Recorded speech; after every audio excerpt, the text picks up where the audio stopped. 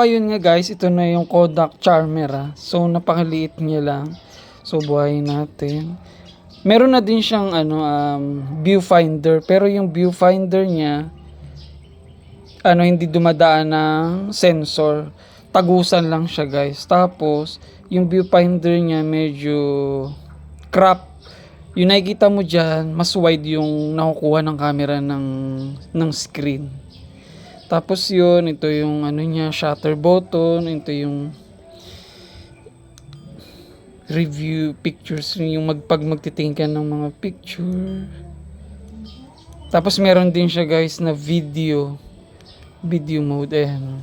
Tapos may mga effects din siya. Tapos dito sa baba yung charger niya, yung memory card. Ayun. Tapos meron din siyang flash pero gumagana lang pag gabi, automatic. Tapos ito yung kanya. Meron siyang free memory card na Kodak.